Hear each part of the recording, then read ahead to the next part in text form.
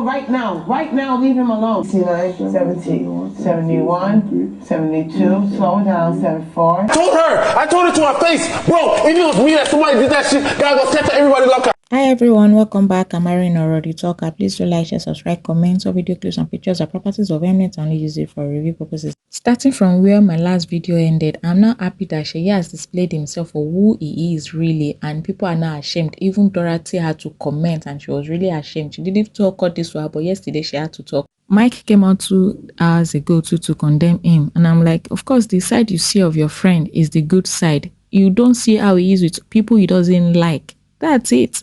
But the one he has done is enough. He needs to go. He was saying in my last video that he can't blame Ike because it was Ilebaye that pushed them to that point. All of them have even changed their stories. They've said a lot of things and put the blame on Ilebaye. And I'm wondering, you people, the housemates, you watch this video, why are you letting them change the narrative on your head? And in his media rounds, Ike said he was defending Seyi, that he got angry at what Ilebaye did. Mind you, when they were having that discussion, that was not it. They mentioned so many things. It wasn't as if he was defending anyone. But if he was defending anyone, how come he was defending someone he couldn't control his temper?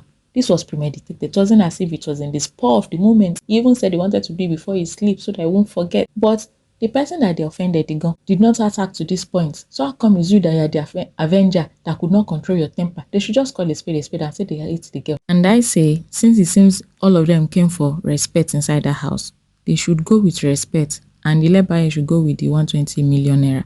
Because I don't understand. They forgot why they are there. The respect is what they are looking for. Like I stated in my previous video, Biggie locked out the other housemates. Only Tolani badge was the lady in the dance hall and Adekunle the guy outside. After the party, the guys all claimed that the party was boring and whatever. But inside our house, we danced to a low. Commissioner DJ YC killed it. The drum queen. It's just that transition sometimes I go to look and say, waiting they happen now. So the guys tried to take drinks for the ladies. Some of them couldn't take it, but Cross was able to take 10.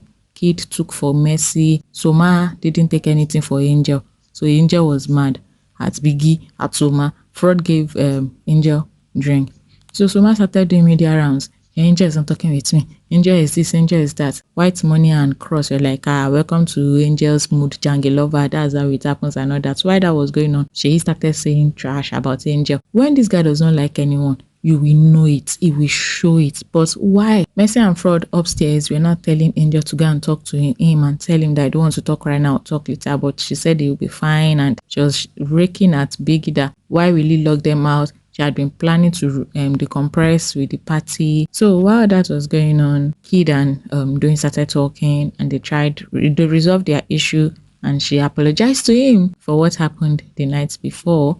And I think this is because in the afternoon, Ilebaye went to talk with Venita to tell her that Venita misunderstood what Doyin was saying, and Venita was trying to paint Doyin bad. She's doing this, she's doing that, she's a bad girl, she's double-faced, and I don't like double-faced people. Me, I'm there for you. I'm like, you're not there for her. That's why you laughed, and you still maintained it that you laughed at the poured her clothes away. So Doyin was angry at that why should Ilebaye go and apologize when she's not sorry for that. But maybe because of that, she went to make up with Kidd, and Kidd went to call Pere that they should talk about the incident. Then Ike followed, and while they were talking, Ike still kept on maintaining that he did this, and she was like, what you did is wrong. From 0 to 100, Ike just started shouting, eating his head, this and that. I'm going to do it again. If anybody this and that, I'm going to do it to you. And she was like, do it to me, and you'll see. You can do nothing. You're scared of me. I'm not scared of you. And all that. I've been waiting to catch strikes since for first day. I don't give a fuck. That's what I'm saying. Trust me, I just reason down. Then do it 2 more times then, so you get 2 more strikes. You know I like you. You know I like you. No, do it to me. So they dragged Doyin out. Ike went into the other room, and Venita, without hearing, she just quickly stood up. Who is it? Who is it? What did she say? So what's even doing? Then she started calming Ike down. She went to the lounge to meet Pere and Doyin and Kidd as they were talking. And he told Kidd, I don't want you to include my boy in this matter. I don't want you to do this. I don't want you to do that. So Kidd went with him. He made Kidd afraid how Pepper Nation this and that had mentioned this in the previous video. And Kidd went to apologize to Ike. And then they were doing Mamba countdown for Ike. All this was going on. Ilebaye was taking care of Cross because Cross was really drunk. She was also taking care of Soma because he was out over Angel. So she was like being there for different people.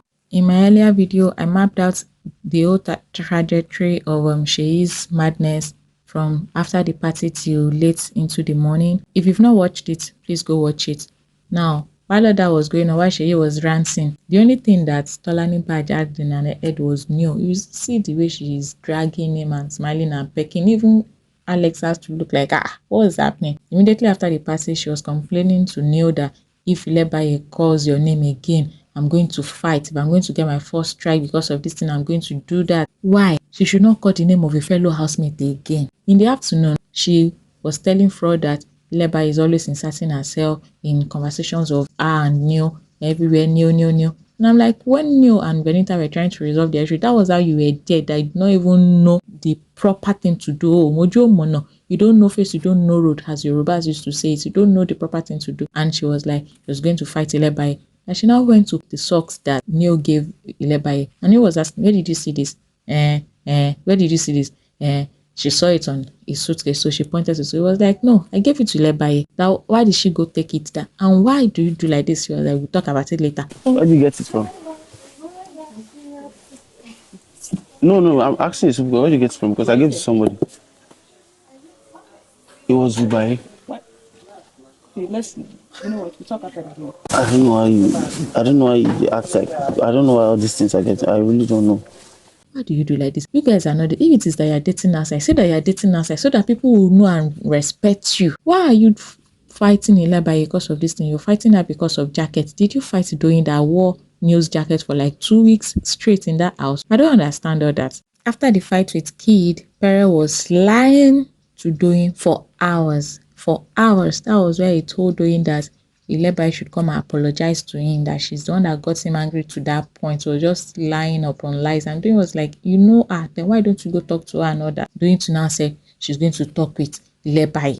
While lying to Doyin, he looked like Judas Iscariot. In the beginning, I looked at him, like this looks like Jesus, so no, but he's Judas Iscariot. Then Ilebaye and Doyin were talking in the kitchen, and Doyin was she just told Doyin, I don't want to talk about it. And she told Doyin to be mindful of Ike and she shouldn't hear it, her enemies and all that. Then Doyin now said, Ike can slash someone in the face, so even if Biggie disqualified the person already have the scar. Then while Ike was in the garden talking with Alex made him know that he should calm down. But he was like, no, he actually came there because that was what he told Doyin during the altercation. He came there to catch strike.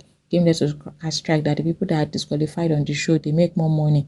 And Alex told him, guy, better calm down. It doesn't work that way. And you're even a guy. Doesn't work that way. I'm like, guy, we get 1 point something votes. He's looking for fans that will give him money. Then at the end, Venita came out to look for Ike that he should go and sleep.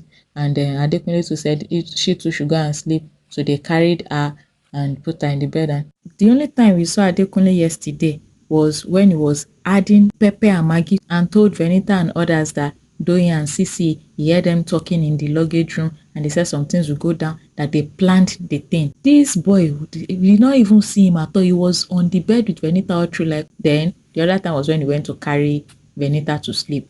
Someone was even asking that, please, have they evicted Adekunle? He is on the bed doing lover boy. He calls himself Bad Boy Dex. But at the end of the day, Bad Boy had turned to full housewife, doing sun up to sundown husband duties, or in this case, wifely duties, Mrs. Akpofure. And that's just the gist for now. Please do like, share, subscribe, comment. For the concluding aspects of the night, refer to my first video. Love you.